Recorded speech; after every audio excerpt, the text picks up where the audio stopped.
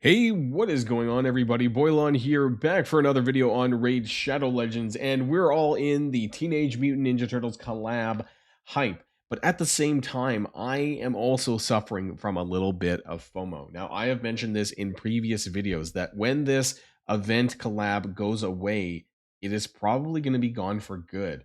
As far as the characters go, with April, Shredder, and the four turtles, the six characters, I mean, unless there's some sort of a hidden one. I mean, I spoke about some sort of social media post. I don't know if this is actually going to be a seventh collab character. That would be quite a lot. But I want to talk about in this video past collab events. You know, when I first started playing Raid, I saw some of these characters. I was like, I want those characters. And then I realized that I couldn't, and I was really disappointed. So I want to go over my FOMO of some of these other characters that were in Raid Shadow Legends and the ones that you can no longer get anymore. And some of them were good, some of them were great, and some of them were not so good. But I want to cover all of those in today's video. Now, before we get started, wrong order. Download using the QR code in the top right hand of the screen for a new account or brand new alt account. Corrado Fox Hunter of the legendary, of the Shadowkin faction.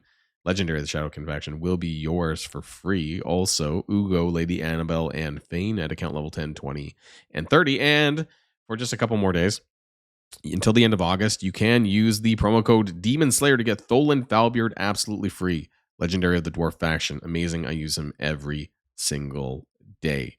Okay, let's get started with the video. Now, we know about the turtles, right? I've talked about this at length recently.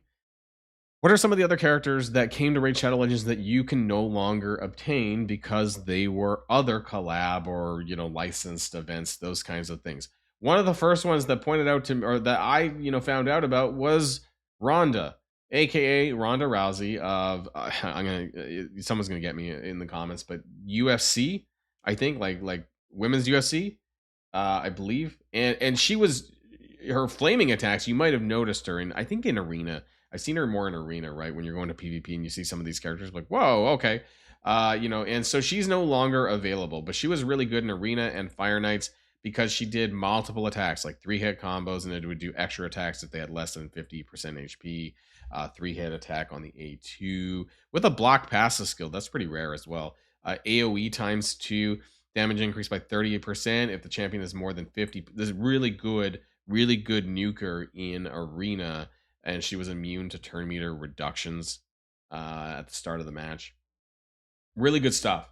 Really good stuff. At the start of each round, place a shield buff on this champion equal to 40% of her max HP. So Ronda was a very powerful. I say it like I had her. I don't have her, right? But still a character that I saw. I was like, oh, I can't get her anymore. Really disappointing there.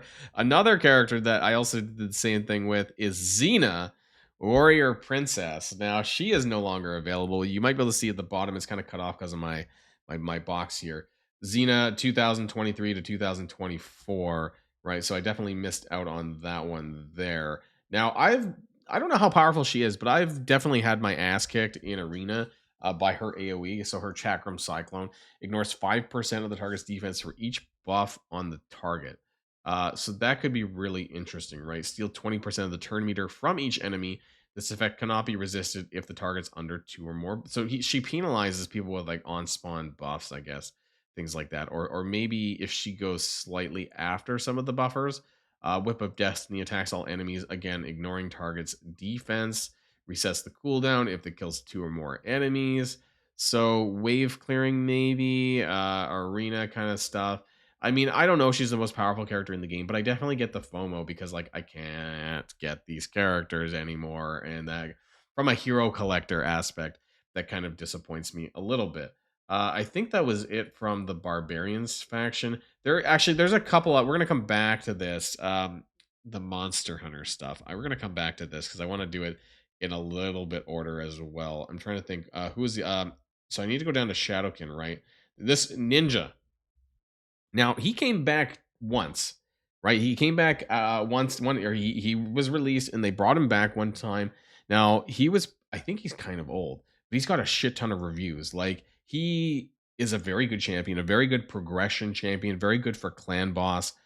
He was very powerful. Increases ninja's attack by 10% to 100% each time a single enemy is hit by all 3 of ninjas' active skills in a single round. Critical damage up to 25%. This effect can occur multiple times against the same enemy.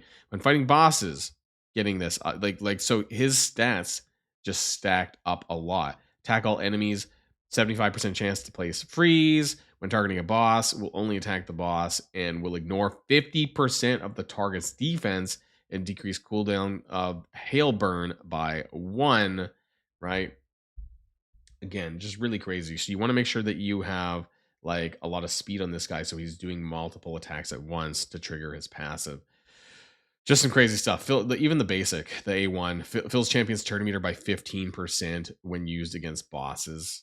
And he has a defense down as well. Just really crazy character that was just really, really good for its time. Something else that I want to bring up is we talked about, I was just talking about this a second ago. But I want to talk about the Monster Hunter collab, right? So this happened in January 9th to March 5th. So like early last year, right? And there was 5 champions based on the Monster Hunter franchise. So they had the one you see a lot, and you probably see, in Arena. That's where I see, right? Is Rathalos Blademaster. Now there are a few other characters. There was who we did touch on a little bit.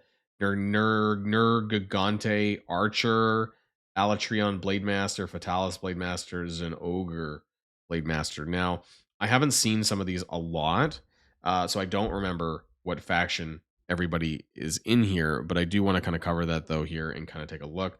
This is one of them here, I guess, in Shadowkin. Zinogre Blademaster. So again, in no particular order here, but these characters are not available anymore, right? So this is really a bit unfortunate there. As far as what they do, leech, attack down, attack up, but I think it's on self. But she does get that before. Speed up, that's pretty good. Speed up to all allies, that's not bad.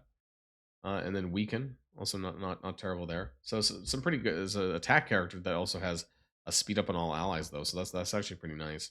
I don't know what faction. I think they spread them out, right? Another character that I also wanted to talk about, who I don't know if they were any good. I'm jumping around a little bit. Was this guy Alexander the Sharpshooter? Pretty sure this was some sort of MOBA or e-game esports kind of person, and they're not available either. I just don't know how I seen them. You know what? He's actually in waves in like hard mode ice golem, I'm pretty sure, or I've seen certain like Doom Tower or something like that where they actually use him as an enemy. But as far as like where he's actually good at, I don't know. Attacks one enemy, targeting some orcs or ogre, try very specific there. AoE, decrease defense and weaken. So weakens only on orc and it's very specific. Chance increases to 75%. Okay, so maybe that's why it's not very good. Why was this targeting orc and ogre tribe factions? I'm not entirely sure. If someone's a raid historian and knows why this was the case, let me know in the comments down below. Maybe it was like a call out to something that he was playing, like in real life, like some sort of the games. I don't know. As far as the other monster hunters, I don't remember.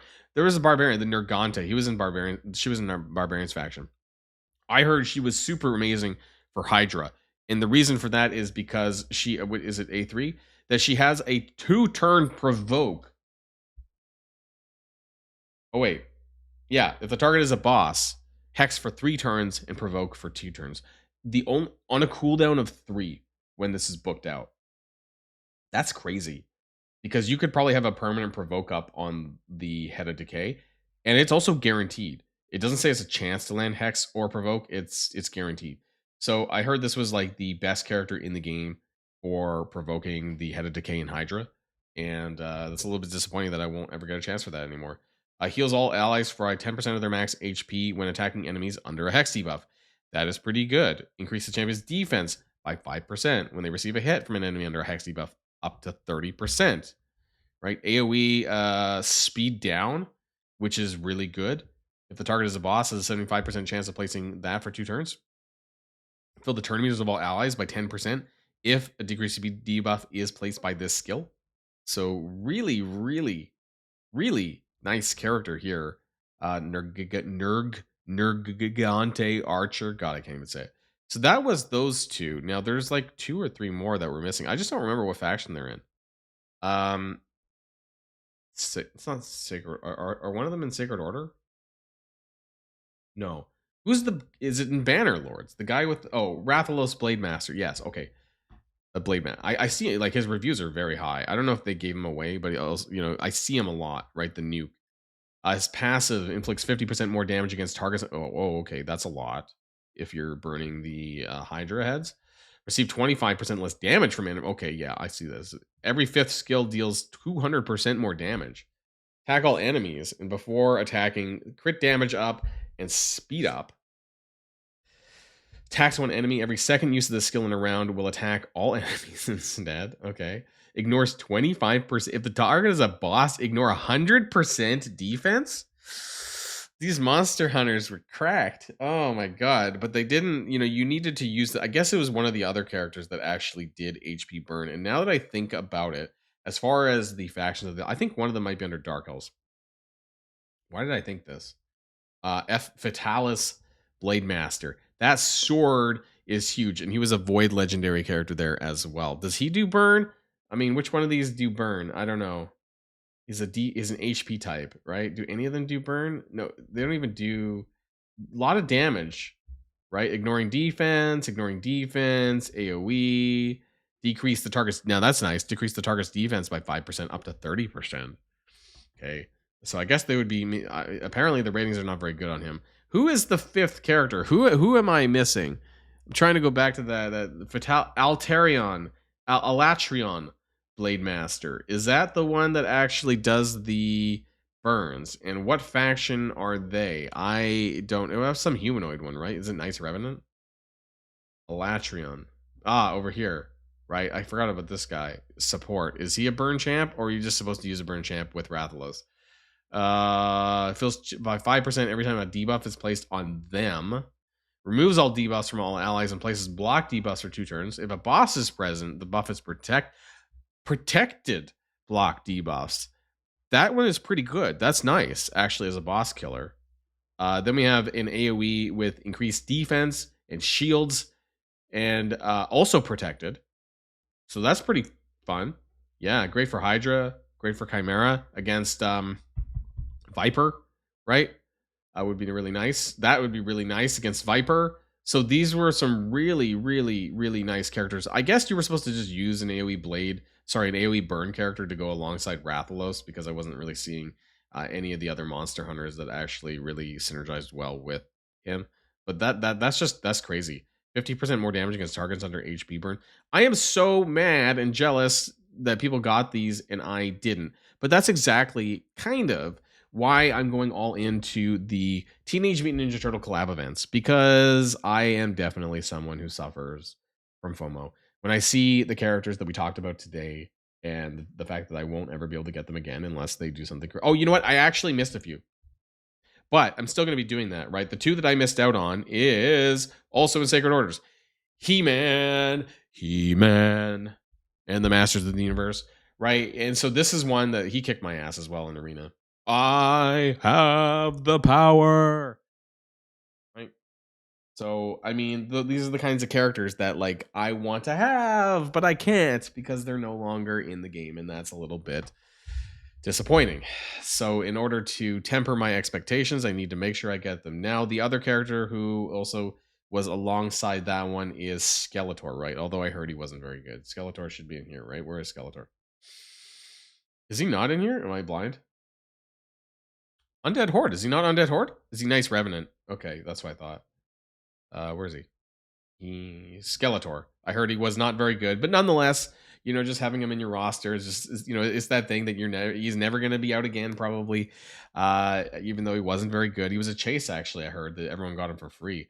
I remember this one because this happened last winter, like around Christmas time, I think. And I remember seeing adverts for it, but I hadn't been playing Raid Shadow Legends yet. So that part was a little bit disappointing. So again, these are just some of those characters, right? Those exclusive characters, those ones that are licensed that are never going to come back around, and why I am taking the Turtles collab so seriously, with the exception of maybe April. I don't know if I care that much, but we'll have to see when the guaranteed events come out and whether or not it's actually easy to get them or not. But I am focusing on getting as many of these characters as I possibly can, and I hope that you guys are too. Let me know what your thoughts are in the comments down below with some of these collab events. I think it was pretty awesome, honestly, to see all of these different characters. That's going to be it for now. But before we go, do you want to remind people that if you haven't started played Raid yet, or you want to make a brand new account, alt account, download using the QR code in the top right or in the link below to get yourself Karato, Fox Hunter, Legendary, the Shadowkin, and 3 amazing epics, Ugo, Lady Annabelle, and Fane at account level 10, 20, and 30. And also, for a couple more days, you can still use promo code Demon Slayer to get Tholan Falbeard of the Dwarf faction absolutely free. That's going to be it for now, everyone, and I'll see you guys all on the next video. And if you like this video, make sure you hit that subscribe button if you haven't already, and you'll be greatly helping out the channel. Have a great day, and I'll see you guys on the next one.